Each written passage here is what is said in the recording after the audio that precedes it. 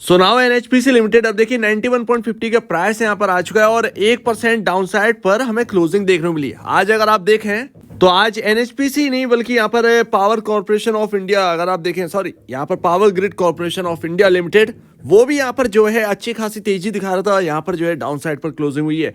SJVN अगर आप देखें तो वो भी यहाँ पर क्लोजिंग हुई है, क्योंकि यहाँ पर अगर आप देखें तो मिड कैप और स्मॉल कैप के अंदर भारी गिरावट हमें देखने को मिली है, जिसकी वजह से यहाँ पर जितने भी मिड कैप और स्मॉल कैप के स्टॉक्स थे वो एक बार को बहुत ज्यादा डाउन साइड दिखा गए थे मार्केट के अंदर। मार्केट में थोड़ी सी रिकवरी आई तो वहां से थोड़ा सा रिलीफ मिला, बट ऐसा नहीं है कि यहाँ पर जो है ग्रीन में क्लोजिंग हो गई हो। और अभी आज अच्छी खासी खबर थी और यहाँ पर 1200 मेगावाट का सोलर प्रोजेक्ट है यूपी के अंदर, जो कि जिला जालौन में है। वहां पर अगर आप देखेंगे तो 797 करोड़ की लागत के साथ यहाँ पर ये प्रोजेक्ट स्टार्ट किया है। और यहाँ पर आपका अब कंपनी जो है वो हाइड्रो से सोलर की तरफ इंक्रीज हो रही है धीरे धीरे, आप देखें। लेकिन पूरा पोर्टफोलियो जो है वो रिन्यूएबल एनर्जी का है, ये बहुत ही बढ़िया बात है। तो अभी आपके सामने कुछ दिन पहले आपके खबर आई थी, ये 16 तारीख को ही खबर आई थी, 16 फरवरी को, राजस्थान में 300 मेगावाट का यहाँ पर जो है प्रोजेक्ट स्टार्ट किया है। तो यानी कुल मिलाकर 1500 मेगावाट की कैपेसिटी यहाँ पर जो है इंक्रीज करने का प्लान है इस वक्त कंपनी का। और 2-3 दिन में ही इतनी बड़ी बड़ी खबर आ गई है एनएचपीसी के अंदर, बट स्टॉक अभी कोई रिएक्ट करता हुआ नजर नहीं आ रहा है। लेकिन उसका भी एक अपना रीजन है, यहाँ पर एक बड़ा रिएक्ट यहाँ पर करता हुआ नजर आ सकता है एनएचपीसी का स्टॉक। तो अभी अगर आप देखें तो 120 के अराउंड इस स्टॉक का हाई है और अभी स्टॉक चल रहा है 91.50, जो कि एक रेंज में फंसा है स्टॉक। और उस रेंज से अगर बाहर निकलेगा तो डेफिनेटली यहाँ पर जो है आपको 120 से 125 के लेवल यहाँ पर देखने को मिल सकते हैं, यानी कि ऑल टाइम हाई जो है वो इस स्टॉक के अंदर आ सकता है। लेकिन ध्यान रखिएगा, अब इलेक्शन आने वाले, इलेक्शन से पहले आपका Q4 के नंबर आने वाले हैं, ये भी ध्यान रखिएगा। नंबर हमने Q3 के देख लिए, उसका रिएक्ट हमने देख लिया कि पीएसयूज के अंदर कैसा रिएक्ट हुआ है। और ऑलरेडी मैं आपसे कह रहा था कि फ्लोर टेस्ट यहाँ पर जो है पीएसयूज का इतनी बड़ी रैली के बाद Q3 करने वाला है, और वही यहाँ पर होता हुआ दिखा। हायर साइड से सभी स्टॉक धाराशायी हो गए, चाहे आप रेलवे में चले जाइए या कुछ भी चले जाइए। इलेक्शन में जाने से पहले आपका Q4 पड़ेगा, जितनी भी गिरावट जो भी होनी है पीएसयूज के अंदर सब कुछ यहाँ पर जो है आपका Q4 में हो जाएगा। उसके बाद एक इलेक्शन की वजह से बड़ी रैली आनी है मार्केट के अंदर, ये यहाँ पर ध्यान रखिएगा, बड़ा ही फेवरेबल रहेंगे पीएसयूज।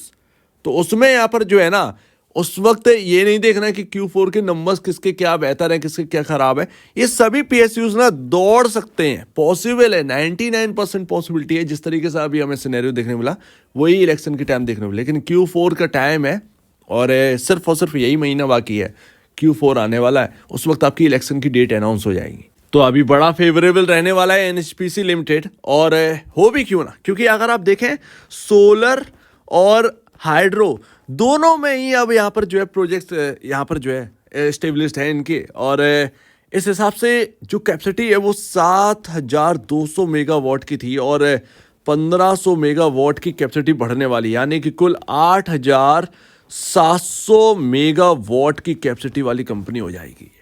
लेकिन सिर्फ और सिर्फ यही सब कुछ नहीं है, बात यहाँ पर नहीं आती है कि ये रिन्यूएबल एनर्जी में एंटर कर रहे हैं।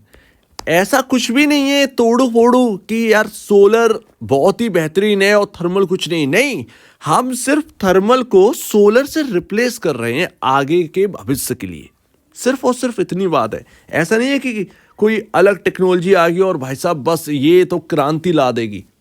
इन्वायरमेंटल वेस्ट पर ये बहुत ही अच्छा इम्पेक्ट करेगा, बट एक्चुअल में होना क्या है, रिप्लेसमेंट होना है, ठीक है, और रिप्लेस किया जाएगा आपको यहाँ पर जो है करती हुई कंपनी दिखाई देंगी। एनएचपीसी में सिर्फ ये है आपका कि भाई साहब जहाँ 6000-7000 करोड़ का खर्चा करेंगी कंपनियाँ अपने थर्मल को रिप्लेस करने के लिए, सोलर में कन्वर्ट करने के लिए, भाई साहब वहाँ पर एनएचपीसी को 1 रुपया भी खर्च नहीं करना है अपना फालतू का, कि भाई साहब थर्मल को आगे चलकर बंद करना पड़ सकता है, बंद करना ही पड़ेगा, सिंपल सी बात है, हमें जीरो कार्बन की तरफ बढ़ना है, तो वो यहाँ पर जो है ना रिप्लेस करना है, हमें अपना पहले से कैपेसिटी यहाँ पर जो है तैयार करनी पड़ेगी।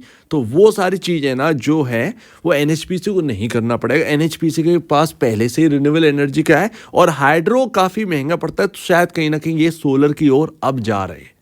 ये है एनएचपीसी का, तो शेयर होल्डर्स जरा ध्यान रखिएगा।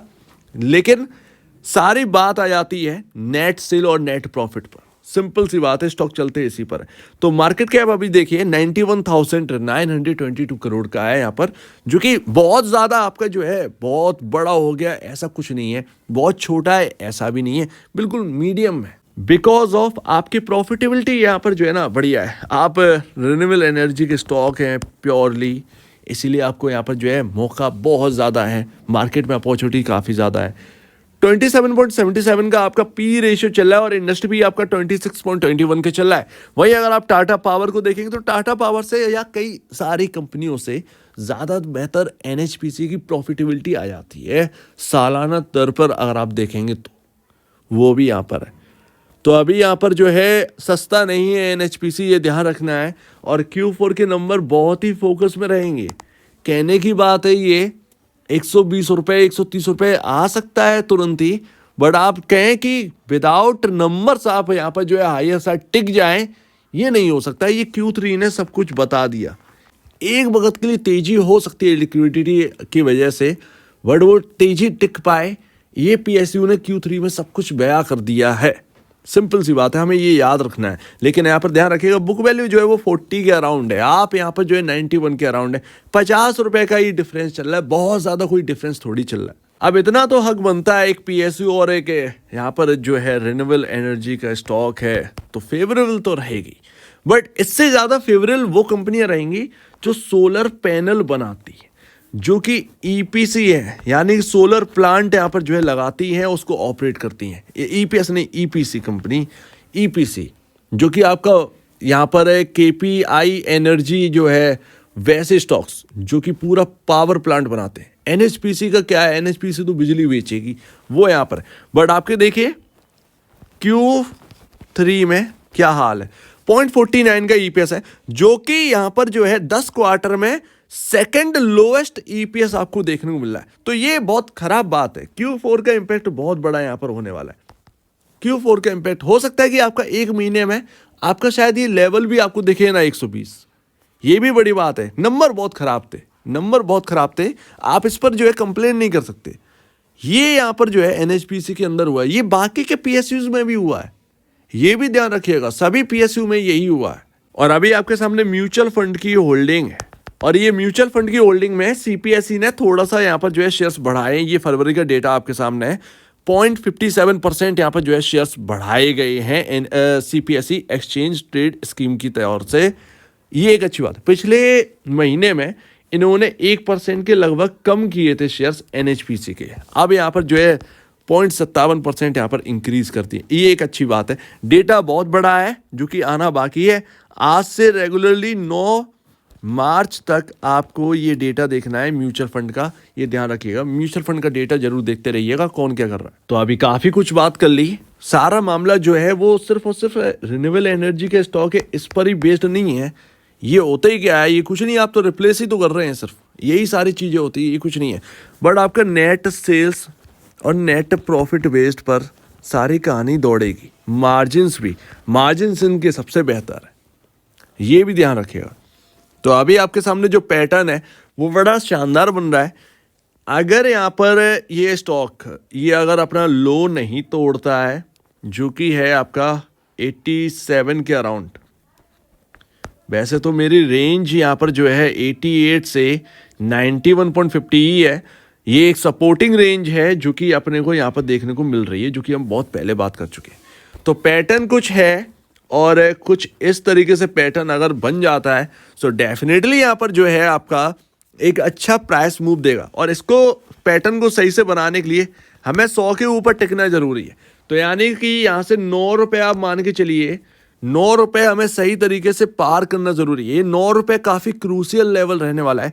एक बार 100 रुपये पार किया तो पॉसिबल है यहाँ पर जो है आपको तुरंत ही 120 के लेवल देखने को मिल जाए। लेकिन जब तक 100 क्रॉस नहीं करेगा तब तक अच्छी बात नहीं है। सबसे खराब बात क्या होगी, 75 का लेवल जो है वो तोड़ देगा। 75 आपका बहुत ही हैवी रेजिस्टेंस बन जाए। ऐसे में आपको यहाँ पर जो है निचले लेवल दिखाई देंगे, क्योंकि यहाँ पर जो है आपका एम पैटर्न बनेगा और ये बहुत ही क्रूशियल पैटर्न होता है। और यहाँ पर 75 आपका इंपॉर्टेंट लेवल रहेगा नीचे में। तो 75 रुपये नहीं टूटना चाहिए, और यहाँ पर 100 रुपये टूटेगा तो पॉसिबल है आपको अब 200 निकल रहा है तो फिर यहाँ पर 200 कहीं ना कहीं आना चाहिए, बट अभी 120 यहाँ पर जो है ऑल टाइम हाई तक जाने की कोशिश करेगा अगर 100 रुपये का लेवल पास करेगा तो। सो उम्मीद है काफ़ी कुछ आपको समझ में आया होगा। अगर आप ये सोच के ले रहे हैं कि रिन्यूएबल एनर्जी कुछ बूस्टर है या कुछ ऐसा है वैसा है, इस भ्रम में मत पड़िए। हालांकि बजिंग है तो ये एक अच्छी बात है, बट ये रिप्लेस कर रहे हैं उस कैपेसिटी को जो कि थर्मल है, ठीक है ना। हमें जीरो नेट कार्बन पर जाना है, बस यही सबसे बड़ी बात है। तो इसीलिए कैपेसिटी बढ़ा रहे, और ये प्योर रिन्यूएबल एनर्जी कंपनी है, बस हमें इतना ध्यान रखना है। इन्हें कोई भी पैसे लगाने की जरूरत है नहीं रिप्लेस करने के लिए, ये जो भी करेंगे उससे इनकी कैपेसिटी बढ़ेगी। सो उम्मीद है काफ़ी कुछ आपको समझ में आएगा। एक बार निवेश से पहले, आप बेचने से पहले अपने ब्रोकर या एडवाइजर जरूर बात कर लीजिए, अदरवाइज आपके सामने ये पॉइंट्स है, आप खुद भी अपना डिसीजन ले सकते हैं। तो आपका क्या कहना है इसके ऊपर कमेंट सेक्शन में कहिएगा, और अब दीजिए मुझे वीडियो देखने के लिए बहुत धन्यवाद दोस्तों।